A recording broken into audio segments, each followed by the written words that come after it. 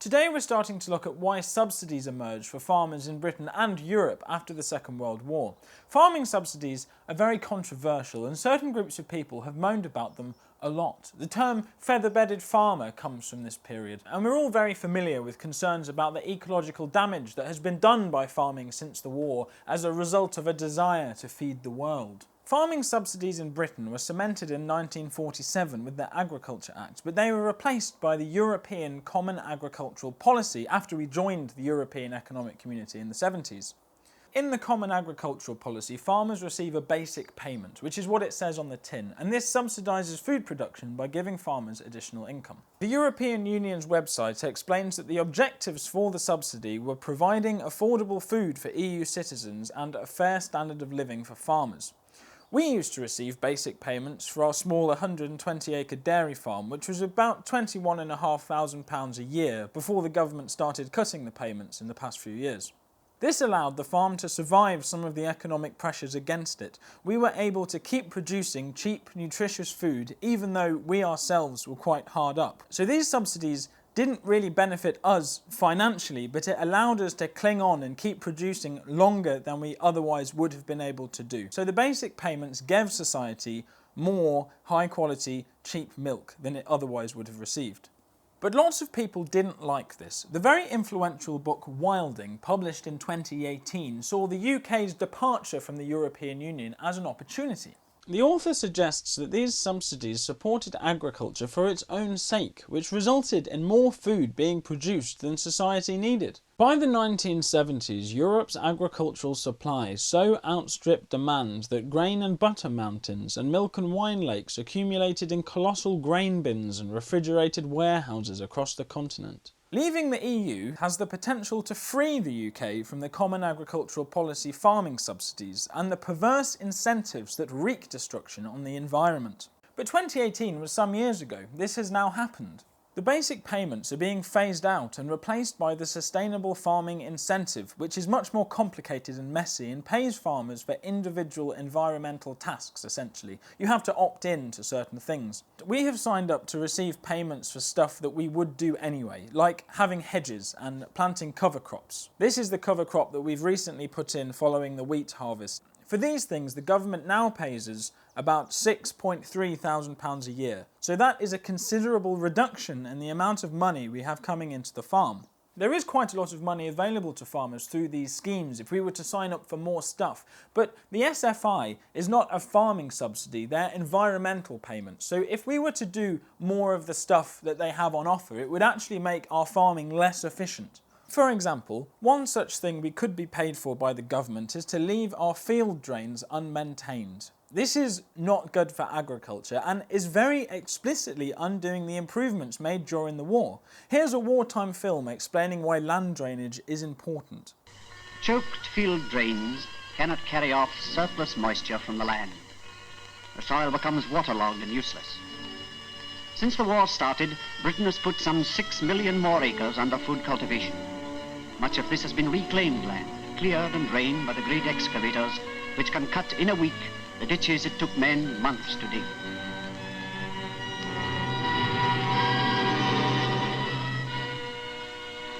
These machines have enabled nature to go to work again. Acres of soil become fruitful with more food. This is just one tiny example, but the government today is actively trying to undo all of the improvements that were made to the land during the Second World War that we've been talking about on this channel. We and a very considerable percentage of the entire farming community have decided essentially to take the financial hit and keep producing as much food as possible. I don't believe this is damaging for the environment. There is a lot of wildlife on our farm, and if you're concerned about the emissions associated with food production, stopping food production in this country but still eating food just means that the emissions are still happening but elsewhere. This is all present-day stuff, but I thought I'd add it at the start for context. The cheap food policy has endured from the Second World War until now. The stuff we're talking about today is being unravelled as we speak. We're not talking about farmers today, we're talking about city people. And we're still talking about the Second World War because it's really important. During the war, the food supply was pretty tight, which is something ordinary city people were well aware of. Townies were encouraged to turn their hands to food production if they could maintain a vegetable patch in their garden, and posters reminded them not to waste food. But soon they didn't have a choice. Rationing of vital foods occurred increasingly throughout the war, starting with bacon, butter and sugar in early 1940, but going on to include most animal products like meat, eggs and dairy. Bread wasn't rationed in wartime, but white bread was replaced by the national loaf, which was less tasty bread. The supply of exotic foods like bananas and oranges pretty much stopped, and with that meant we didn't really have a reliable source of vitamin C. To deal with this, the government promoted and distributed ribena, which at the time was a sort of blackcurrant syrup, because we could grow blackcurrants here and they contained vitamin C. And this is why people in Britain have blackcurrant flavoured things today, which is apparently quite unique and not something you really get in other parts of the world. A very important component of these efforts to control the food supply is that they were pretty much standard for everybody. Everyone was allocated their fair share. This meant two things. Firstly, that there was inevitably a black market for luxury food items, but also that these rations disproportionately benefited the working classes. They received the general ration, which included meat and milk and other so-called protective foods that they might not have had access to before the war.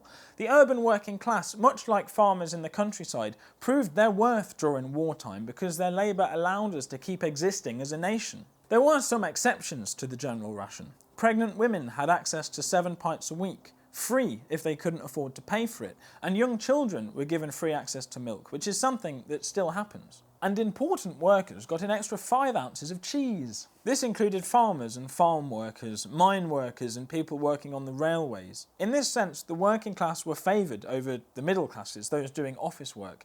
Vegetarians could also claim this additional cheese if they surrendered their meat rations. To help with the food supply, the government had already been subsidising ploughing, enforcing ploughing, distributing agricultural machinery around the country, sending women out of the towns to help with the labour, and also making best use of prisoners of war. But the government also directly subsidised the vital foods that the working classes tended to rely on. Tens of millions of pounds were splashed out to make bread, meat, milk and eggs affordable for the working people. Making food affordable was and is a progressive policy, because while everybody needs food, so everybody saves money if food is cheap, lower income families spend a larger proportion of their income on food, so if the food price falls, it benefits them the most, proportionally speaking. During the war, access to healthy, nutritious food actually improved for a lot of people as a result of the rationing. And it was observed that the diets of the workers was improving. The general ration ensured all of the essential vitamins. It became very obvious to those interested in the food system that improving the national diet with affordable, nutritious food would benefit the nation as a whole. And this should be the responsibility of the government. Here are the minutes from a 1940 visit to see the Minister of Agriculture by a group of scientists, headed by agricultural scientist Daniel Hall. There's a few familiar names here: agricultural economist C.S. Orwin, and medical doctor, nutritionist, farmer, first director of the United Nations Food and Agriculture Organization, and Nobel Peace Prize winner John Boyd Orr. There's also William Beveridge, who we haven't previously mentioned. He authored the famous Beveridge Report in 1942, which formed the basis of the modern British welfare state. Following the lines of his report, the government would care for its citizens from the cradle to the grave, provide a minimum standard of living beneath which no citizen should be allowed to fall. The government would fight want, disease, ignorance, squalor and idleness within British society. This was a very influential group of people. These people didn't want an agricultural policy, they wanted a food policy. In their first point, the nutritionist Sir Robert McCarrison wanted a concentration on the production of protective foods such as milk and vegetables, with far less attention paid to safeguarding supplies of such unnecessary and luxury foods as sugar and bacon. He stressed that at least 1/3 of the population of the country were not properly fed. This is the main point. It's about nutrition. They want to adjust agricultural production for the betterment of the working classes who had not been properly fed. Their proposed farming policy serves that. William Beveridge said that modern science taught what was needed was an adequate supply of bread, milk, potatoes and vegetables. To enable the farmer to carry out such a policy, what was clearly needed was a guaranteed market and guaranteed prices.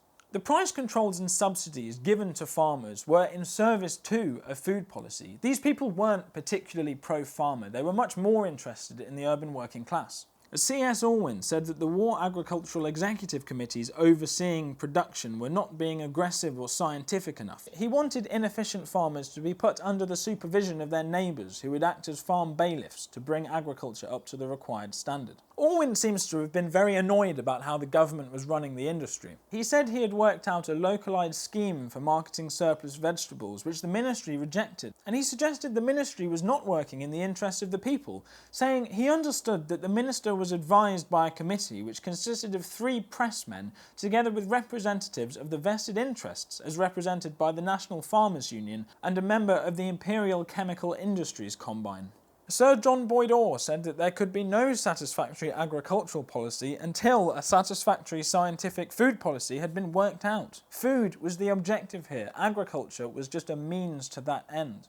Boyd Orr went on to win the Nobel Peace Prize in 1949 for his work as a nutritionist, and in his speech he said, "There can be no peace in the world so long as a large proportion of the population lack the necessities of life and believe that a change of the political and economic system will make them available.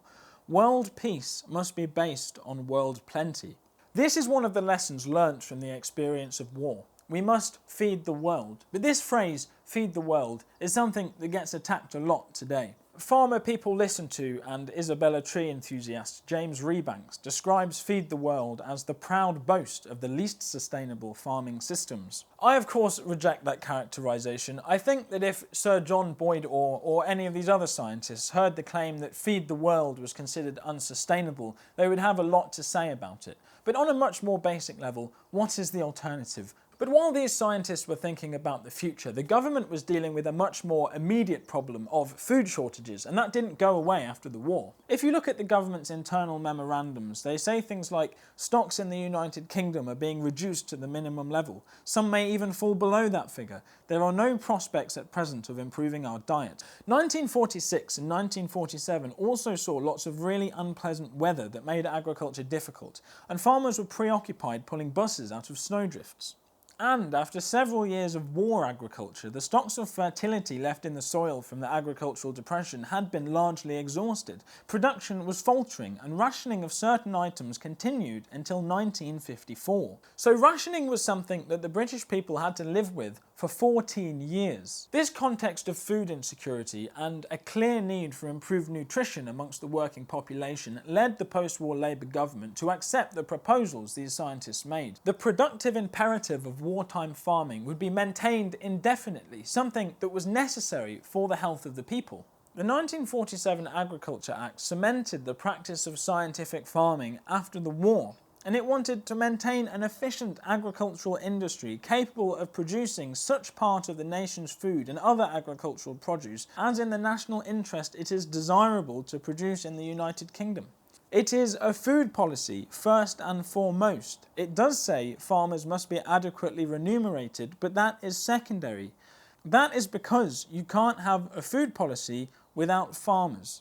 But the food policy, the nutrition of the population, was very much the focus of this legislation. The 1947 Agriculture Act established guaranteed prices and farming subsidies and all of the things that people attack post-war agricultural policy for. I think people who attack these subsidies as too favourable to farmers miss the point. What happened around 1947?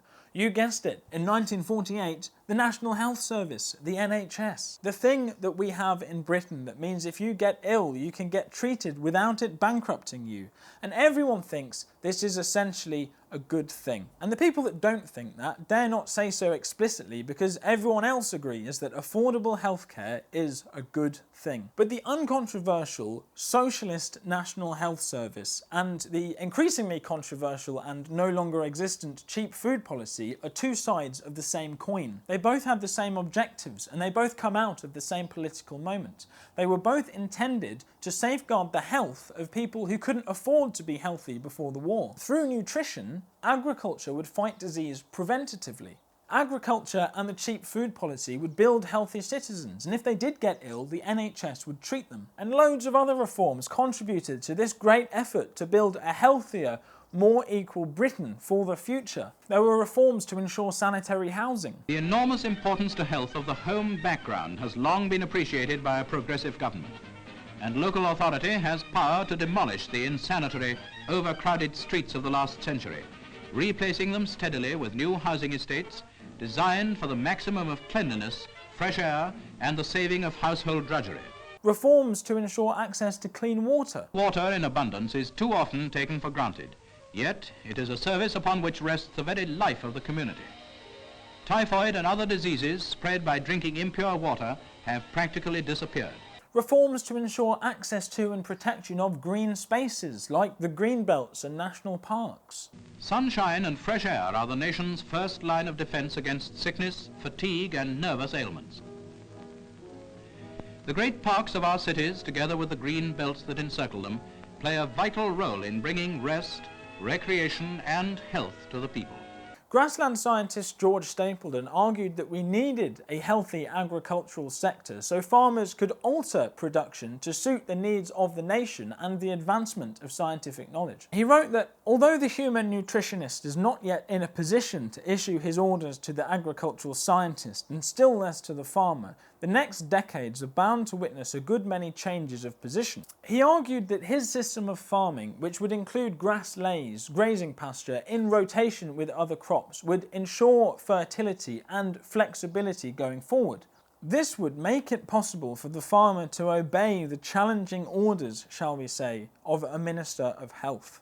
This desire for flexibility led Stapledon to say, "I would wish to subsidise the land rather than any particular commodity which it produces. This is the basic payment that we used to receive." The speech given by Tom Williams, the Labour Party's agriculture minister, during a debate on the policy in 1945, concludes that the policy was to raise the whole standard of British farming to the level of the best, high farming, high standards of living on the land, and good food in plenty for the people. For the people. So that is why farmers received subsidies. It wasn't for their sake particularly, it was for the health of the broader population, most specifically the working class. From the farmers' perspective, they received subsidies after the war, but they also had lots of costs that they hadn't previously had. Pre-war dog and stick livestock production had no real costs beside your dog and your stick, whereas scientific agriculture required machines and fuel and fertilizers and chemicals and labour and advice. Listen to this old chap talking about his son reading business accounts from before the war. Although the amount of money going through the farm went up after the war, they don't consider it to have particularly altered their financial position at all. My son was looking through my old account books, as I kept from when I came here, and he was looking at the prices then, and the expenses and one thing. He says, we're dealing in thousands, where he says, you were dealing in 20s. We're not a shade better off. He says, we're working like fury to stand in the same place. There are a few points I would like to make here in conclusion. The first is that the people who were writing about the food system in this period were really, really smart. There's lots of stuff that has gone wrong since their time that they couldn't know about, like supermarkets, for example. Supermarkets push prices down on the farmer's side and sponge up the subsidies while jacking up the prices on the other end and selling consumers over-processed crap. That is one problem with the food system today that Stapledon and the other scientists didn't know about, so they didn't address. But Stapledon did predict Isabella Tree's critique of Europe's cheap food policy. He wrote, I am of course aware that land improvement and enhanced productivity means extra production, the bugbears of flooded markets and falling prices. I do not think I need join serious issue with the economists, industrialists and internationalists. I would simply say, does fresh food matter or does it not? Is the nation as a whole sufficiently fed or is it not? So Stapledon preemptively asks in response, is the population sufficiently fed? And the answer is still no. The House of Commons Library says 17% of children in Britain last year could not acquire an adequate quality or sufficient quantity of food in socially acceptable ways. People are still suffering, which is why we need a cheap food policy, for the same reasons they introduced one in the first place. The cheap food policy, the basic payment, was not for farmers, it was for the urban working class, but the sustainable farming incentive is for farmers. It pays farmers to do things like not maintain their drainage. This will not benefit society as a whole. It will reduce the food supply theoretically driving up prices. To be clear, the SFI is great for farmers. I could take money off the government for literally not doing work. I could not maintain my drains and be paid for it. Free money. But that isn't what this is about. Our role as farmers is to work and provide cheap, nutritious food for our fellow workers in the cities. That has been our role in this society since the Second World War. The SFI is trying to change that, and it's had a very disappointing uptake. A large proportion of British farmers are just not taking the money. Here's a recent Farmers Weekly column making the case for not taking the subsidies and just firming it without government support, which I think is commendable. And there have been protests in this country about what is happening, just as there have been similar protests in Europe against comparable policy changes to the Common Agricultural Policy over there. But often the media observes this opposition to these schemes and smears these protesting farmers as people associated with or exploited by the far right. Now, this is something that we will of course discuss in much more detail, but I would argue that what these people are fighting for is fundamentally socialist. A lot of farmers don't like that word, but we are trying to fight against the destruction of European post-war state socialism. We are trying to defend a food policy that keeps food affordable for the working classes. There is nothing far right about that. But mainstream political parties seem to have forgotten that farming subsidies are part of a cheap food policy. They seem to think that farming subsidies are just to support farmers. And that means that these very expensive subsidies only affect a tiny and electorally insignificant proportion of the population. And they've also been convinced that farming is really bad for the environment. I can only talk about Britain here, but all of the mainstream parties have completely abandoned the cheap food policy. Let's look briefly at the Labour Party's recent manifesto. I voted for the Labour Party in the election, which I may well come to regret, but I did so because I believe in a cheap food policy that is surely fundamentally socialist. The Labour Party implemented it in the first place, and I think the Labour Party should return to it. But their recent manifesto has agriculture dumped under the heading "Make Britain a Clean Energy Superpower," so it's clearly an afterthought, and it says nothing about cheap food. It says very little about anything at all, actually. The subheading talks about supporting farmers, not about alleviating the problem of food poverty in this country. The government's role in the food system is not to support farmers. The food system affects all people. The mainstream political parties have all lost touch with this. If you want a more detailed analysis, check out the episode I did going through their recent manifestos. They all essentially say the same thing, that they would like cheap food, but they think farming and the environment are mutually exclusive, so they can't side with farming and they're not going to have a cheap food policy. And this would suggest that the recent reforms are here to stay. Only the Reform Party, led by Brexit Man, is prepared to stick its neck out and have a fairly well put together agricultural policy.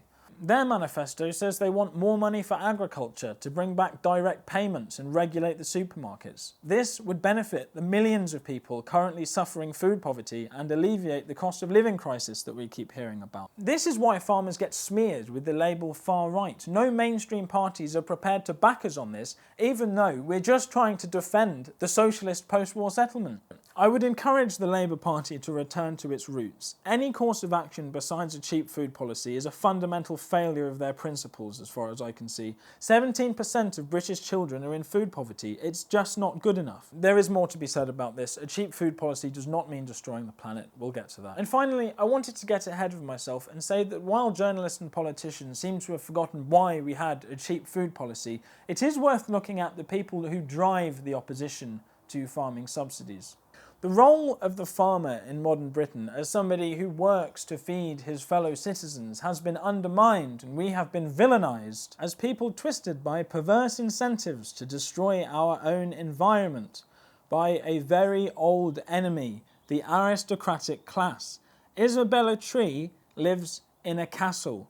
Aristocrats do not like farmers. They want control of the land. They are the ruling class. But where there are farmers on the land, the farmers control the land. They make the decisions for it and they work it. That is the driver behind all of this, and that's what this book is about. The aristocratic class, since the peasant became the farmer with enclosure, has for some reason decided that their role in modern society is to appeal to the hierarchies visible in nature, harass farmers, and fight for a food system that won't feed the working class. Initially, they do try to cooperate. You get the idea of a partner in husbandry, an enlightened landlord who guides his as tenants, which is paternalistic but probably not nasty. But farmers don't need a posh person who lives in a castle to tell them what to do, so this falls apart after the repeal of the Corn Laws. But ever since then, the landlord class has been incredibly hostile to farmers. We have traced this throughout history on the channel.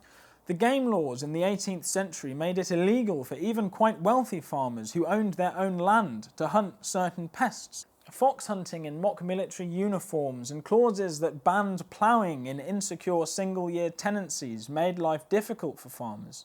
In this period, during the war, when the cheap food policy was being developed and the government finally stepped in and gave farmers a break, organicist fascism tried to eradicate farmers completely and replace them with good, obedient, purebred little peasants. Peasants would appreciate the aristocratic class and need their guidance, and they wouldn't need a welfare state, which means aristocrats wouldn't need to be taxed. But of course, the aristocracy lose that argument. We get the cheap food policy, and many of them feel that they're not welcome in modern Britain, so they disappear off to Africa for a few decades because they felt it was still socially acceptable to have peasants if it was an act of colonialism. Isabella Tree's husband grew up in Rhodesia and he has a hereditary title. But now these people have come back to their castles in England and they write books about rewilding, a movement that seems to be intended to get rid of the tenants and restore aristocratic control of the land. I don't know why they keep doing this. They are incredibly persistent, but they are a medieval social class. They're not compatible with farmers on the land, and they don't fit within a modern society, the type the post-war settlement tried to create. So they leave to escape it. They go to Africa for a few decades, and now they've come back, they're trying to destroy it. And because normal people, politicians, have become so detached from the food system and the politics of the countryside, these people are winning. Basic payments were to support food production for the benefit of the urban working class. The schemes that have replaced it give money to people who own land but don't particularly want to work it. The SFI is for aristocrats. The schemes we have today are not for farmers or for the people as a whole, they are for the aristocracy. The government will pay large landowners to live in their castles and not work their land, which is all aristocrats have ever wanted. If you don't believe me on this, I encourage you to subscribe. We will take our time fleshing this out. I try to keep these videos evidence-based. You can make up your own mind. But that's all for now. Lots of stuff touched on here we have to look forward to. Supermarkets, rewilding, Europe, the SFI. It's all to come. But next week, we're going to take a breather and have a look at all the very insightful comments you guys have been leaving beneath these videos. Thanks also to those of you who have supported the channel through Buy Me a Coffee. Link in the description if you want to enable this. Let me know what you make of it all. I'll see you next week.